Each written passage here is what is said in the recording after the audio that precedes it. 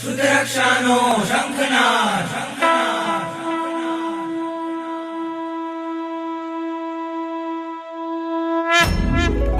વંદે શુદ્ધજ્ઞાનમ વંદે શુદ્ધજ્ઞાનમ વંદે શુદ્ધજ્ઞાનમ વંદે શુદ્ધજ્ઞાનમ.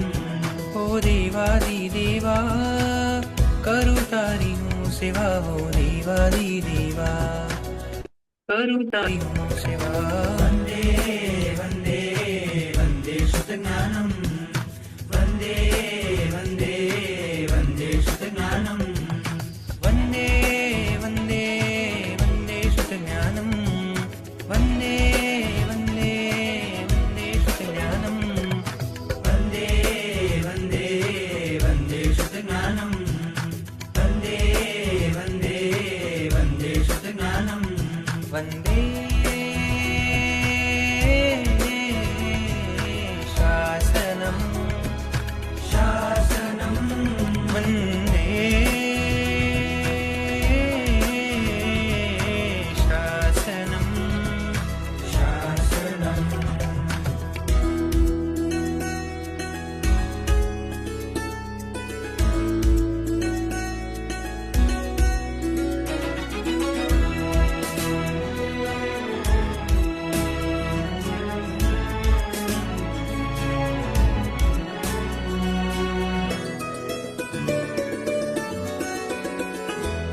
આ વિશ્વમાં જે શ્રેષ્ઠ છે, સર્વ ધર્મમાં તુલ્ય છે. આ વિશ્વમાં જે શ્રેષ્ઠ છે, સર્વધર્મમાં તુલ્ય છે. સૂરીશ્વરોનો શ્વાસ છે, મુનિઓ તણો વિશ્વાસ છે, મુનિઓ તણો વિશ્વાસ છે.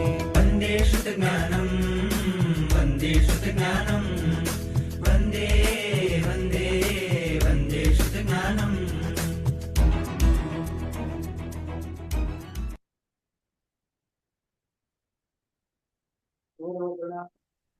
પ્રણામ ગુરુજી, નમો નમઃ શાતા. પ્રણામ ગુરુજી, નમો નમઃ ગુરુજી શાતામાં છો? નમો નમઃ સાતામાં. ગુરુજી નમો નમઃ સાતામાં.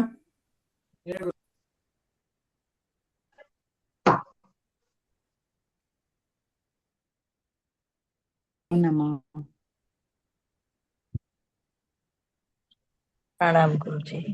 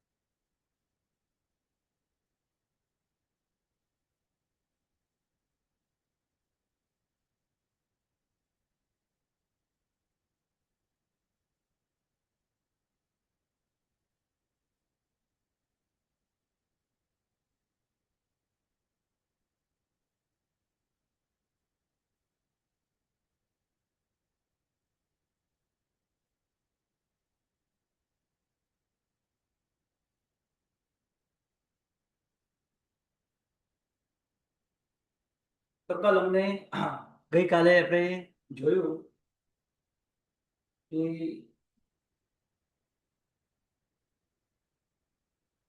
દરેક કર્મોનો સ્થિતિબંધ અને તમે જુદી જુદી રીતે પણ યાદ રાખી શકો છો.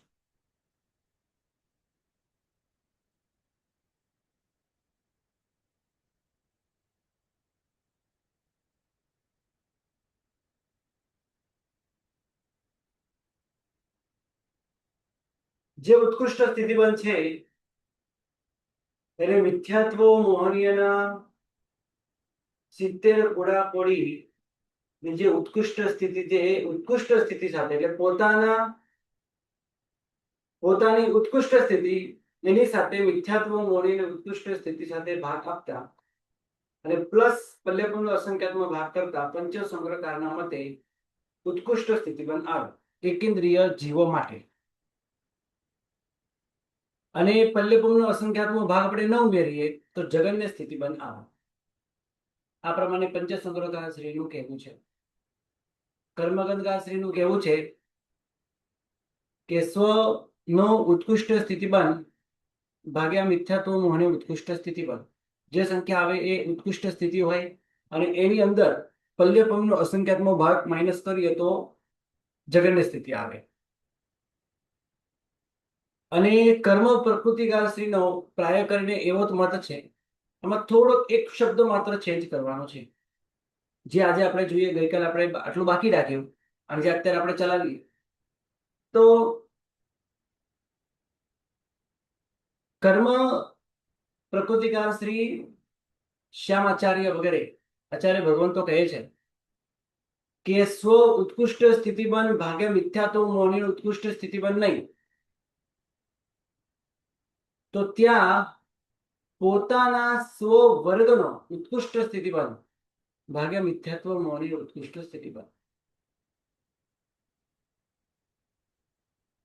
અને એની અંદર પલ્યપમનો અસંખ્યાત્મક ભાગ માઇનસ કરો ઉત્કૃષ્ટ સ્થિતિમાંથી તો જગન્ય સ્થિતિ મળે.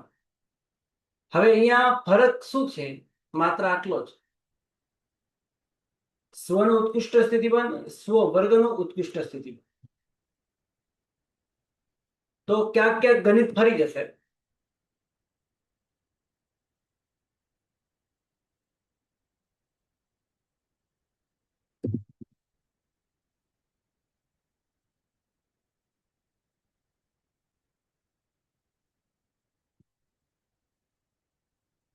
તો આપણે એને અહીંયા સમજીએ.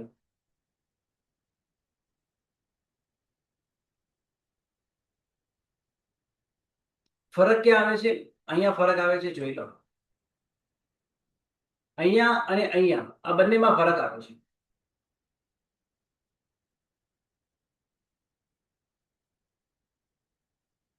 આ કેવી રીતે બન્યું? તો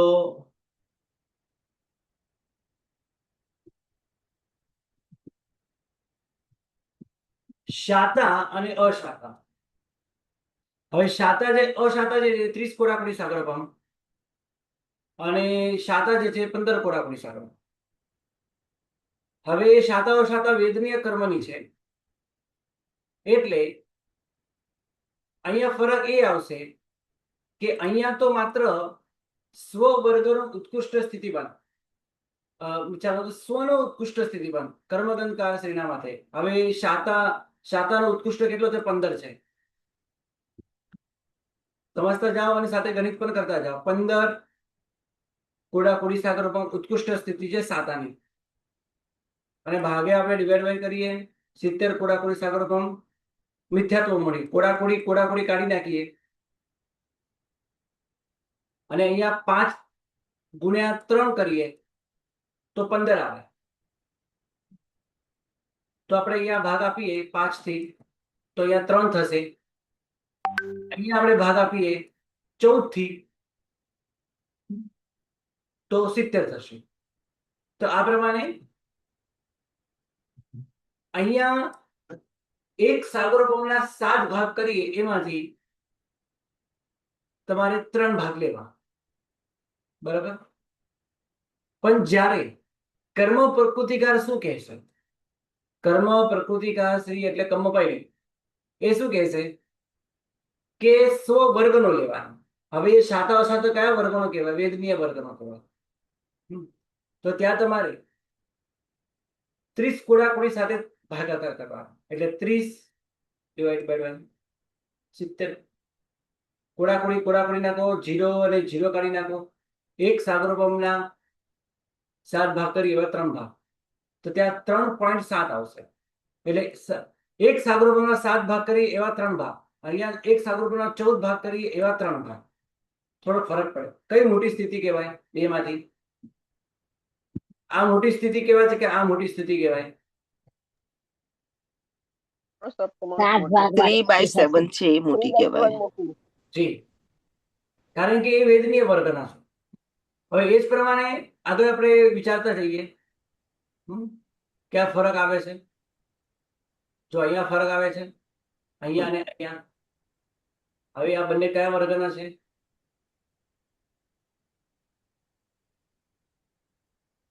અરતિ અને શોક. હમ. હાસ્યરથી અને સાથે નીચે શોક અરતિ શોક. તો આની અંદર તો મિત્રો આની અંદર થોડો ફરક પડશે. કેમ ફરક પડશે?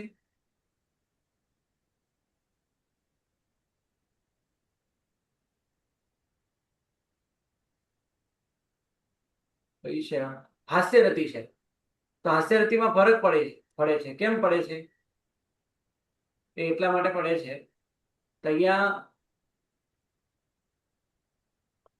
10 કુડાકુડી લીધું આપણે. અને અહીંયા શું ફરક પડે બોલો? ત્યાં આપણે 10 કુડાકુડી લીધું ને ગુરુજી હાસ્યરતિમાં. અહીંયા પોતાના સ્વની ઉત્કૃષ્ટ સ્થિતિ લેવાની છે. અહીંયા સ્વ વર્ગની ઉત્કૃષ્ટ સ્થિતિ લેવાની છે. તો અહીંયા 1.7 આવશે. કેમ? કારણ કે ત્યાં 10 કોડાકુડી હતું અને આપણે ડિવાઇડેડ બાય આપણે 70 કરીએ. કોડાકુડી કાઢી નાખીએ એટલે એક સાગરોપાનો 7 ભાગ કરીએ એવો એક ભાગ. આ એની ઉત્કૃષ્ટ સ્થિતિ છે. બસ આનાથી આપણે જગન્ય પલ્લેપણનો અસંગતમાં ભાગ માઇનસ કરીએ તો જગન્ય સ્થિતિ આવે. પણ ત્યાં સ્વવર્ગની લેવાની. હવે હાસ્યરતિ અને શોકરતિ, એ શોકરતિ એ કોના વર્ગની કહેવાય? નવ કસાય. તો નવ કસાય વર્ગની ઉત્કૃષ્ટ સ્થિતિ કેટલી? તો 20 કોડા. 20 કોડા. તો 20 સાથે કરો તો છેલ્લે એક સાગરોપાના 7 ભાગ કરીએ એવા 2 ભાગ અને માઇનસ પલ્લેપણનો અસંખ્યાત્મક ભાગ. બસ આટલો જ ફરક છે. બસ આ જ ગણિત તમારે દર વખતે કરવાનું, જ્યાં જે પ્રમાણે આવતો હોય. હવે એ તમારે યાદ રાખવા માટે હવે ને તમારે બધી પ્રકૃતિ સામે રાખવી પડે. બધાનો તમારે ઉત્કૃષ્ટ સ્થિતિ પર રસ એ તમારે યાદ રાખવું પડે. કોની કેટલી છે બોલો. અને કઈ પ્રશ્ન હોય તો પૂછો. જી એટલે ગુરુજી કષાય હોય તો કષાયનો એક વર્ગ લઈ લેવાનો, 16 કષાય એવી રીતે. જી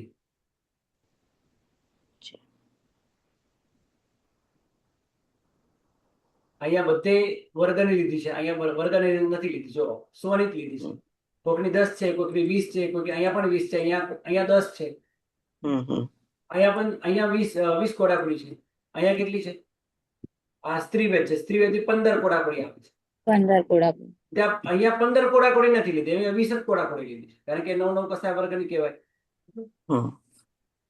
એવી રીતે ત્રસમાં ત્રસ, દશકમાં ત્રસ ની લઈ લેવાની, સ્થાવરમાં સ્થાવર ની, એવું ને ગુરુજી? જી હા. તો આ પ્રમાણે આ મત થયો. આ એક્સેલ ફાઇલ મેં તમને બનાવીને સરસ તૈયાર કરીને આપી છે. બસ એનો તમારે સદુપયોગ કરવાનો છે. ભણો અને ભણાવો, એ જ આપણો મુખ્ય હેતુ છે. હવે આ બધી પ્રકૃતિ જે છે એકેન્દ્રિયમાં બતાવી જ નથી. કેમ નથી બતાવી? કારણ કે એકેન્દ્રિય પ્રકૃતિ બાંધતો જ નથી. વૈક્રિય દ્વીપ નથી બાંધતો, આહાર્ય દ્વીપ નથી બાંધતો, એટલે અહીંયા આપણે છોડી દીધું છે. હવે જે એકેન્દ્રિય જીવ કર્મનો બંધ કરે એના કરતા 25 ગુણા અધિક બેઇન્દ્રિય જીવ પ્રકૃતિનો બંધ કરે. એ જ પ્રમાણે તેન્દ્રિય 50 ગુણા એકેન્દ્રિય કરતા, એકેન્દ્રિય કરતા 100 ગુણા ચૌરિન્દ્રિય જીવ અને 1000 ગુણો અસંગની પંચેન્દ્રિય જીવ કર્મોની સ્થિતિ બાંધે. અહીંયા પંચસંગ્રહકાર શ્રીનો મત છે. આ બીજી વાર લખ્યો છે. આ તમારે યાદ રાખવાનું છે. લગભગ આના પ્રમાણે બધે ગણિત કરતા હોય છે પંચસંગ્રહકાર.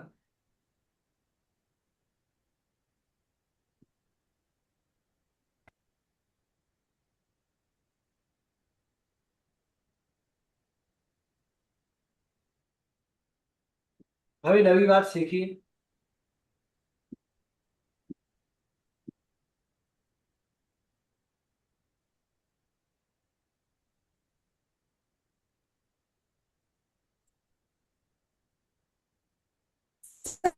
બે ક્વેશ્ચન છે, પૂછું? બોલો. સર એક છે ને બુક માંથી એક ક્વેશ્ચન છે. હેલો, મારો અવાજ આવે છે? આવે છે, બોલો. સર એક બુક માંથી ક્વેશ્ચન છે 125 ના પેજ ઉપર એકદમ છેલ્લી લાઈન. તમારી પાસે કઈ છોકરી છે? સર ધીરુભાઈ પંડિત ની. ધીરુભાઈ પંડિતજી મારી પાસે હા, ઉભા રહો, મારી પાસે એક પણ બુક નથી, મારે લઈ આવો એક જ.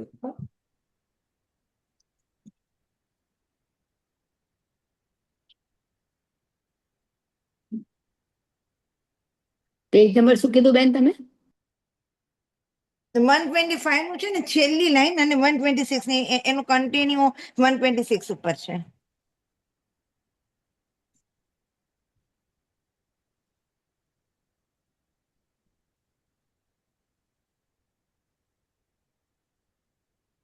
હા બોલો. સર એમાં જો 125 માં છેલ્લી લાઈન લખેલી છે કે શું લખ્યું? પરભવનું ઉત્કૃષ્ટ આયુષ્ય 33 સાગર પંપ આદિ બંધાય તો પણ પૂર્વ કરોડ વર્ષના ત્રીજા ભાગ જેટલી પણ અબાધા હોય અને એમાં સમય, 2 સમય કે 3 સમય આદિ ન્યૂન પણ હોય. એટલે સર આજે આ અબાધા જે હોય એ તો ક્યારે પણ સમય, 2 સમય, 3 સમય ન્યૂન કઈ રીતે શું કહેવા માંગે છે? શું કહેવા માંગે છે? તેમાં બી એ જ લખેલું છે. હા, હવે એમને અહીંયા પ્રશ્ન એ પ્રમાણે કર્યો છે કે આયુષ્ય કર્મમાં ઉત્કૃષ્ટ સ્થિતિ પ્રમાણે ઉત્કૃષ્ટ અબાધા જો નથી હોતી તો તેમાં શું નીતિ રીતિ હોય, હે ને?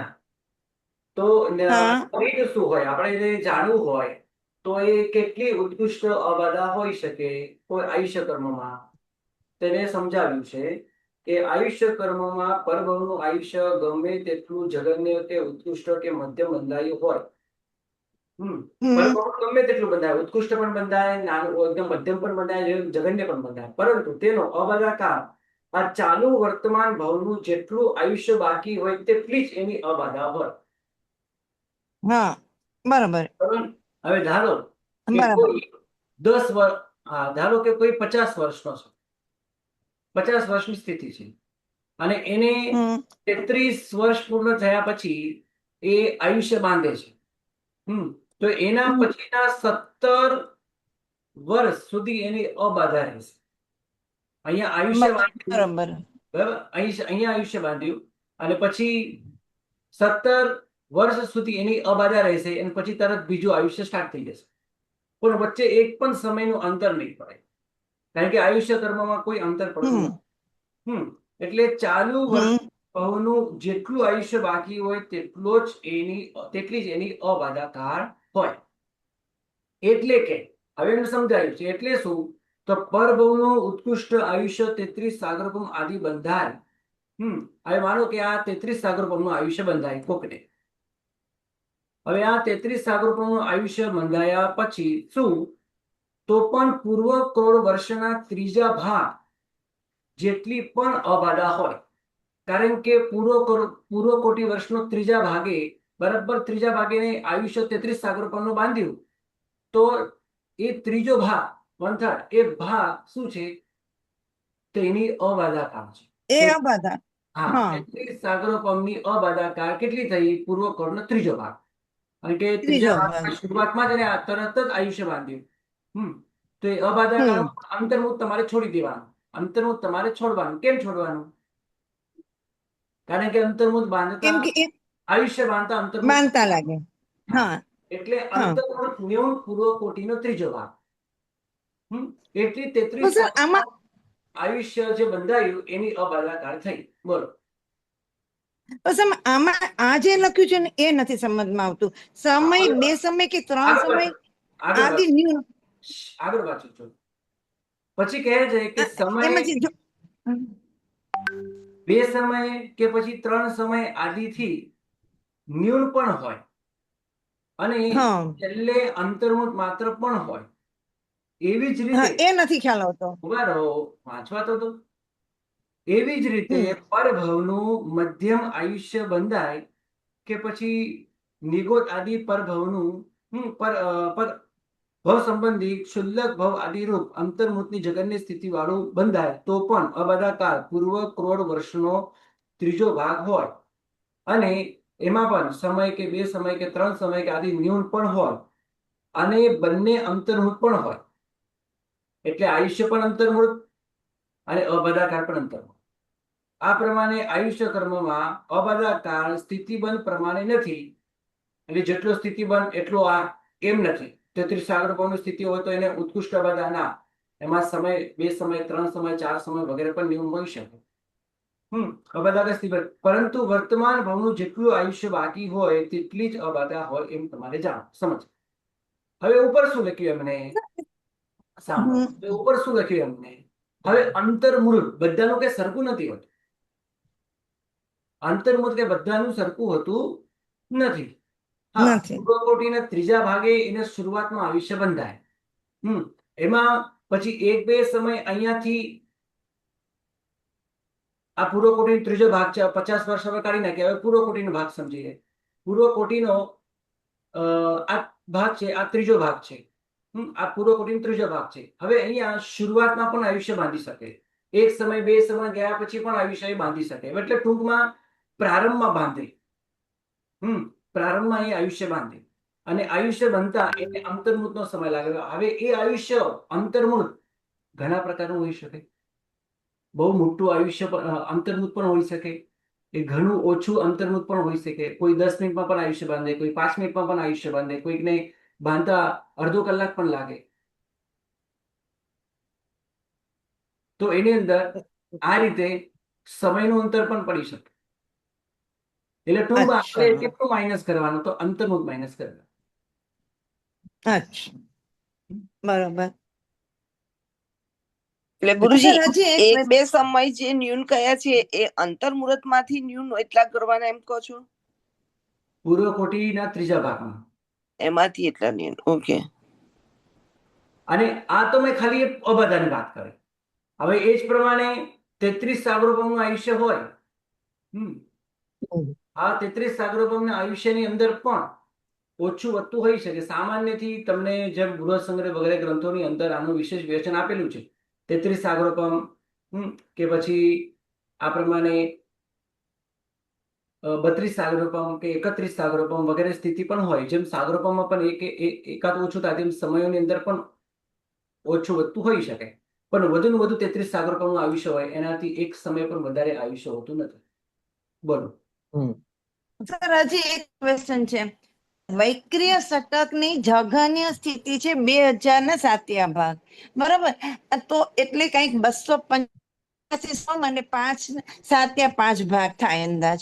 તો સર, આપણને આમ તો જો નરકનું અને દેવગતિનું મિનિમમ આયુષ્ય 10,000 વર્ષનું છે. તો 10 વર્ષમાં આ વૈક્રિય શતક એમાં કેવી રીતે બેસે? એ તો બેસે નહીં, તો એ કઈ રીતે લેવાનું? આ પહેલા 2000 તમને સમજાવ્યું છે બરાબર? સર, આ પહેલા 2000 તમને બરાબર સમજાઈ ગયું છે? હા, એ મને બરાબર સમજાય છે. એટલે એક સાગરોપમના 7 ભાગ કરવાના, એવો જે એક ભાગ હોય એવા 2000 ભાગ લેવાના. એટલે 285 સાગરોપમ અને 7/5 ભાગ. હવે આ એકરું આ જે છે એ વૈક્રિય શતકની જઘન્ય સ્થિતિ થઈ. અને નરક અને દેવનું આયુષ્ય જઘન્ય જે છે એ 10,000 વર્ષ છે. તો એટલે કે તો પછી એનું જઘન્ય આટલું છે ને આ જઘન્ય આટલું છે, તો એ કેવી રીતે બેસે? હા, તો કઈ અત્યારે પણ મને વૈક્રિય શતક બંધાય છે. હું ભલે મરીને નરકમાં કે દેવગતિમાં નહીં જવું તો પણ બંધાય. આને આયુષ્ય સાથે કોઈ સંબંધ નથી. આયુષ્ય આટલું બંધાય તો આટલું જ બંધાવું જોઈએ, વધારે એવું કઈ જરૂર નથી. એવું જરૂરી નહીં. એવું જરૂર નથી, પણ એના કરતા વધારે જરૂર ખરી. કેમ? એના પહેલા વૈક્રિય શતક પૂરો થઈ જાય તો, અને આયુષ્ય પછી પૂરો થઈ જાય તો આવું તો બનવાનું જ નથી. એટલે આયુષ્ય હંમેશા ઓછું જ હોય. હવે 10,000 વર્ષ એટલે કઈ ના થાય. અને આ તમે 285 સાગરોપમ એટલે બહુ મોટી વાત કહેવાય. બહુ મોટી વાત થઈ ગઈ, બહુ મોટું થયું. હા, બહુ મોટી સ્થિતિ કહેવાય. એની સામે આ 10,000 વર્ષ કે પછી 33 સાગરોપમ કઈ નથી. કઈ નથી. તો પછી બાકીનું ઈ શું વૈક્રિય શતક બધું સત્તામાં એમને પડ્યું રહીએ? એમ પડ્યું રહે. પછી એ કન્વર્ટ પણ થઈ શકે, ઔદારિક રૂપે બધી રીતે કન્વર્ટ થાય. કન્વર્ટ થઈ જાય. Okay, okay. એ ટ્રાન્સફર થાય. એ ટ્રાન્સફરની વિધિ તમને આગળ આવશે. સપક્ષની વિસર્જની. અચ્છા, ઓકે. પ્રણામ સર. ગુરુજી પૂછું પ્રશ્ન? હા જી પ્રણામ ગુરુજી. અમે સ્વાધ્યાય કરતા હતા ગઈકાલે, એમાં જે આગળ પેજ નંબર 129 ઉપરનો પેરેગ્રાફ છે ને, ત્યાં આગળ પ્રશ્ન આવે છે કે જીન નામ કર્મનો બંધ શરૂ કર્યા પછી એક અંતર્મુહૂર્ત બાદ પ્રદેશોદય થઈ શકે છે, એ આપે કહ્યું હતું. પછી લખે છે કે પ્રથમ સમયે બાંધેલી લતા તે કાળે બંધાતી નામ કર્મની શેષ 29 કે 31 માં સંક્રમ આવી તેના ઉદયની સાથે જીન નામના પ્રદેશનો ઉદય થઈ શકે છે. બરોબર તો છે. 29 કે 31 લઈએ ગુરુજી, તો એમાં તો જીન નામ છે જ, તો શેષ એવી રીતે કેમ લખ્યું છે? નામ કર્મની શેષ 29 31? નામ કર્મની શેષ એટલે હવે જીન નામ કર્મ તો બાંધે જ છે, બરાબર છે. હા એટલે નામ કર્મની શેષ એટલે એની અંદર જીન નામ મૂકેલું જ છે. તો હા, 29 તો શેષ 31 લખીએ એટલે આપણને એવું થાય કે ના જીન ના નામ બી ના હશે. ના હવે 31 માંથી તમે જીન નામ પ્લસ કરી દો તો શું થાય? 32 થઈ જાય. 32 નો બંધ છે જ નહીં. હા, અને 29 છે એમાં આ બી જીન સામાન્ય નામ છે ને. આ સામાન્ય જ છે. હમ ઠીક છે. હા, બીજું અને વિશેષ કાંઈ નથી. હવે 29 અને 30 કારણ કે ઉપરના ગુણસ્થાને કે દેવ પ્રાયગત પ્રકૃતિ બાંધે અને જીનનામ હમ કર્મ વિકાસિત થયા પછી પણ નિયમમાં જીનનામ કર્મ બંધાયા જ કરે. ક્યાં સુધી બંધાયા કરે? જ્યાં સુધી એ ફરીથી એ સપક શ્રેણી ન માને, ઉપરના ગુણસ્થાને કે ન ચાલે. આઠમાના છઠ્ઠા ભાગ એ સુધી. પછી હા. ઉપસમ શ્રેણી ના માને કે ઉપરના ગુણ આઠમાના છઠ્ઠા ભાગની ઉપર ન જાય ને ત્યાં સુધી એ જીનનામ કર્મ સતત બંધાયા જ કરે. પણ તે વખતે નામ કર્મની એને કેટલી પ્રકૃતિ બંધાય? તો 28 સાથે ચિન્નામ કર્મની 29 અથવા આહારક આહારક સાથે આહારક સાથે એટલે 28 પ્લસ આહારક પ્લસ ચિન્નામ, આ રીતે 31. એટલે નામ કર્મની શેષ એટલે તે કાળે બંધાતી નામ કર્મની. હવે તે કાળે બંધાતી કેટલી છે? તો 29 અને 31 જ કહેવાય ને, એમાં જીનનામ પણ આવી ગયું. હા હા તો મારે બંધાતી મારે એમ જ કેવું પડે. તો એમ ના કહેવાય કે બંધાતી 30 કે પછી 28, એમ ના કહેવાય. હમ કારણ બરાબર. કે તે સમય બંધાતી પ્રકૃતિ કઈ છે? કારણ કે જીનનામ કર્મની સાથે બંધાતી 29 અથવા 31 નો બંધ એ પ્રમાણે લખ્યું છે. જી. અને ગુરુજી એના આગલા પેજ ઉપર લખેલું છે ને કે એક આવલિકા ગયા બાદ સકલ કર્ણને યોગ્ય થાય છે, એટલે એ બધા કર્મ માટે એવું સમજવાનું ને કે કોઈ પણ કર્મ બંધાય પછી એક આવલિકા ગયા પછી સકલ કર્ણને યોગ્ય થાય. બંધ આવલિકા પૂર્ણ થયા પછી એના પછીના સમયમાં હમ.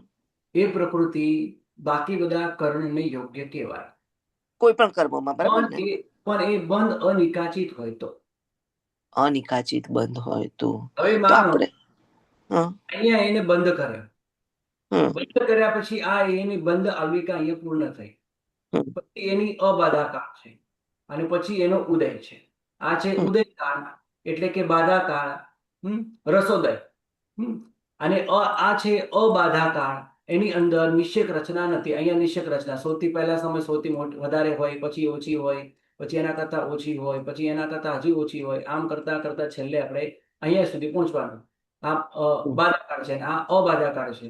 અને અહીંયા આ વર્તમાન સમય એને આ કર્મ બાંધ્યું તો એક આવલિકા એને બંધ આવલિકા કહેવાય. એ બંધ આવલિકા કોઈ પણ કરણ લાગુ ન પડે. એક આવલિકા ગયા પછી એક આવલિકા એટલે અસંખ્ય સમય, એટલે એક આવલિકા ગયા પછી એ સકલ કરણને એટલે બાકી બધા કરણોને એ શું બને? તો યોગ્ય. એટલે અબાધાકાળની અંદર પણ આ બધી સ્થિતિ ઓછી થઈને આટલું બધું ઓછું થઈને આ સ્થિતિ અહીં આવીને ઉભી રહે. આવું પણ બની શકે, બધું બની શકે, પણ બંધ આવલિકામાં નહીં. એટલે આપ જયારે જીનનામ કર્મ કરાવતા હતા ગુરુજી, ત્યારે આપણે કહ્યું હતું કે આ નિકાચિત અનિકાચિત ની આપ જે વાત કરતા હતા, કારણ કે પ્રદેશોદય થઈ જાય છે પછી, બરાબર ને? એટલા ઓકે. એટલે આપણે અંતર્મૂળ પણ કહી શકીએ, કારણ કે એક આવલિકા પણ એ અંતર્મૂળ જ કહેવાય. હા, હે ને? સમજાઈ એક સમયને કઈ ના એક સમય વર્તમાન કાળ કહેવાય. 2 થી 9 સમયને જગન્ય અંતર્મુહૂર્ત કહેવાય. અંતર્મુહૂર્ત, ઉત્કૃષ્ટ બરાબર છે. અંતર્મુહૂર્ત 48 મિનિટમાં એક સમય ઓછો એ ઉત્કૃષ્ટ અંતર્મુહૂર્ત એટલે કે મુહૂર્ત. હા, એક મુહૂર્તમાં એક સમય ઓછો એટલે અંતર્મુહૂર્ત. અને બાકી વચ્ચેના બધા 10 સમય, 25 સમય, 100 સમય, 1000 સમય, આ શું કહેવાય? મધ્યમ અંતર્મુહૂર્ત. એટલે 10 થી મધ્યમ અંતર્મુહૂર્ત સ્ટાર્ટ થઈ જાય. હવે એક આવલિકામાં અસંખ્ય સમય આવી જાય. એટલે પછી હું એમ બોલું કે અંતર્મુહૂર્ત, અંતર્મુહૂર્ત પછી એ કર્મ ઉદયમાં આવે. એટલે જીનનામ કર્મ નિકાચિત થયા પછી અંતર્મુહૂર્તે જ ઉદયમાં આવે એટલે પ્રદેશ ઉદય સ્ટાર્ટ થઈ જાય. રસોદય તો કેવલન થયા પછી આવવાનું, પણ પ્રદેશ ઉદય સ્ટાર્ટ થઈ જાય એટલે અંતર્મુહૂર્ત બોલો એમ બોલો તો બી ચાલે. એક આવલિકા ગયા પછી ઉદયમાં આવે એમ બોલો તો પણ ચાલે, કારણ કે એક આવલિકા એ અંતર્મુહૂર્ત જ છે. એટલે આપણે એમ કહીએ કે અનિકાચિતમાં આવું થઈ શકે, પણ આમ જીન નામ આપણે નિકાચિત કહીએ ગુરુજી, અને આમ પ્રદેશોદય પાછું થઈ શકે. અનિકાચિત ની વાત કરું તો અનિકાચિતમાં પણ આ જ નિયમ છે. અનિકાચિત બતાવી હોય ને તો પણ અંતર્મુહૂર્ત પછી એટલે કે એક બંધ આવલિકા પૂર્ણ થયા પછી એનો પ્રદેશ ઉદય દેખાય. પણ એનો કોઈ ફિક્સ નથી હોતું, પછી એને કઈ બોલવાની કઈ જરૂર નથી, એનું કોઈ વર્ણન કરવાની કોઈ જરૂર નથી. પછી એના માટે પણ આવો નિયમ સમજવા. ઓકે, ધન્યવાદ ગુરુજી. ગુરુજી મંદ આવલિકા કેટલા સમયની ગણવાની? બંધ આવલિકા જેટલા સમયની જ ગણવાની. આવલિકા એટલે કેટલું? તો 200. હા, આવલિકા એટલે કેટલું? અસંખ્ય સમય બરાબર એક આવલિકા. એટલો જ સમય લેવાનો. આ અસંખ્ય એટલે બહુ મોટું અસંખ્ય નથી લેવાનું. આ સૌથી નાનામાં નાનું અસંખ્ય લેવાનું. હવે એ અસંખ્ય એટલે આ એક આવલિકાની તમે વાત કરો છો, બરાબર ને? હવે એક આવલિકા, એક મિનિટ, હું તમને બહુ સુંદર એનો જવાબ આપું. એક જ મિનિટ મ્યુટ રાખજો, બેકગ્રાઉન્ડ થી અવાજ આવે છે. હવે કોઈ એમ પૂછે ભાઈ એક આવલિકામાં મારે કેટલું સમજવાનું, કેટલું અસંખ્ય લેવાનું? કારણ કે અસંખ્ય તો હવે અસંખ્ય સમય હું એમ બોલું તો અસંખ્ય નાનું પણ હોય, મોટું પણ હોય, 5 સમયનું પણ હોય, 10 સમયનું પણ હોય, એટલે 5 મિનિટનું પણ હોય, 10 મિનિટનું પણ હોય, અડધો કલાકનું પણ હોય. 1 વર્ષના સમય એ પણ અસંખ્ય થાય, 1 યુગના સમય એ પણ અસંખ્ય થાય. પણ અહીંયા કેટલું અસંખ્ય મારે લેવાનું, એનો ખૂબ જ સુંદર જવાબ છે. તમને લગભગ હું હમણાં બતાવું તો તમને યાદ આવી જ જશે. કોઈને ખબર હે તો પૂછો, ખબર હે તો કહો. એક આવલિકા એટલે કેટલું લેવાનું? એનાથી વધારે ફિક્સ છે એક આવલિકા. પણ એ આપણે આપણા શબ્દોમાં તો એને આપણે શું કહીએ? એક આવલિકા જ કહી શકીએ. પણ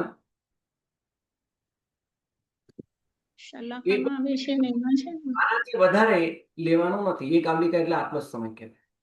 હમણાં સાહેબે પ્રશ્ન કર્યો, એનો આપણે જવાબ તમને હું બતાવું.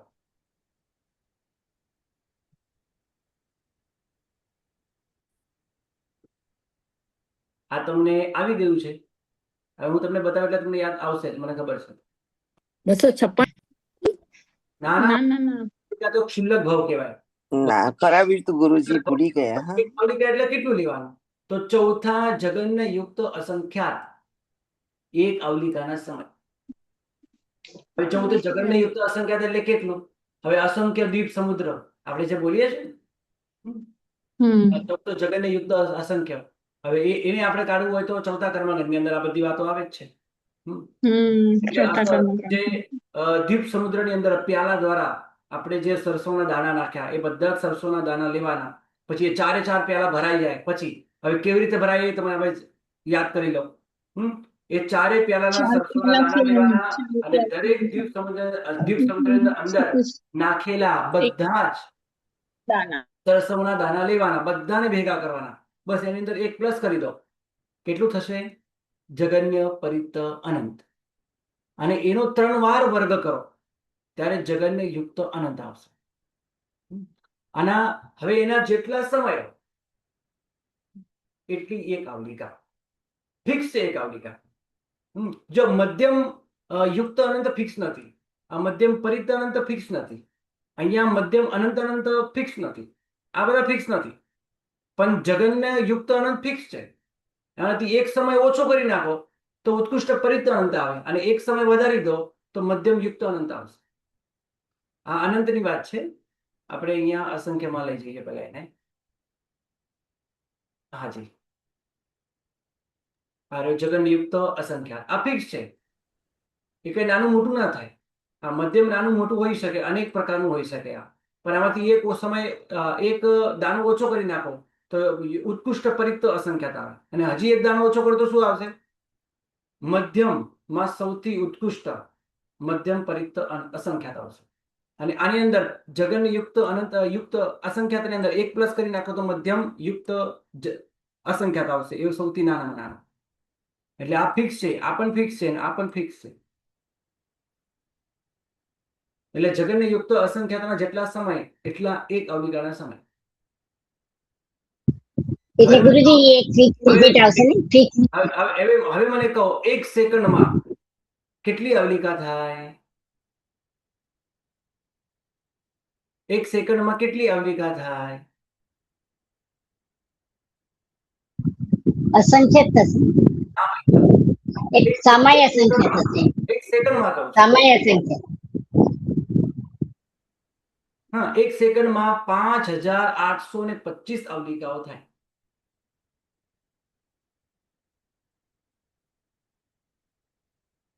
એક સેકન્ડમાં 5825 અવલિકા બને. આગળનું તમે ગણિત કરતા જજો. કોઈને કઈ પ્રશ્ન? ગુરુજી, બોલો. બંધ અવલિકા એટલે આભાદા કાળની પહેલાની ટાઈમ ગુરુજી. હા, બંધ અવલિકા એટલે અબાધાકાળ. જો કે અબાધાકાળ જે છે ને, કોઈ પણ પ્રકૃતિ બાંધ્યા પછી એની અબાધાકાળ સ્ટાર્ટ થઈ જાય. આ તમે હમણાં જે સમજાવ્યું ને તમને, કે અહીંયા વર્તમાન કાળમાં કોઈએ પ્રકૃતિ બાંધી તો અંતર્મુખ પછીનો એવો સમય હોય છે, એટલે એના એટલે એક અવલિકા જેટલો એવો સમય હોય છે જેમાં કોઈ પણ કરંટ લાગુ નથી પડતો. જો કે આ સમયે અબાધા કાળની અંદર આવી જાય. આ સમયે અબાધા કાળમાં આવી જાય.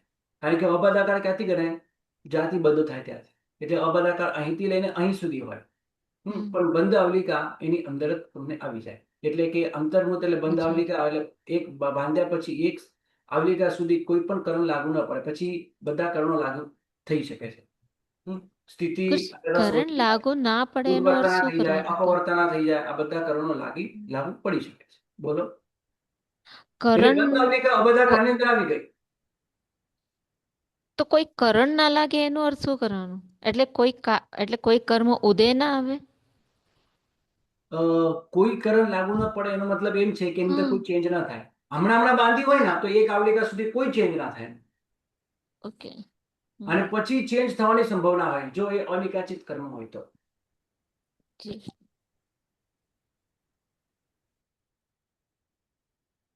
પછી અપવર્તનાકરણ, ઉદ્વર્તનાકરણ, આ બધા કર્ણો લાગુ પડે તો સ્થિતિ અને રસ વધે.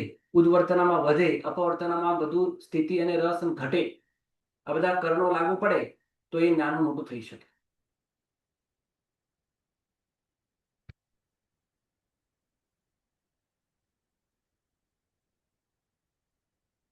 ઓકે, બસ આજનો ક્લાસ આટલો.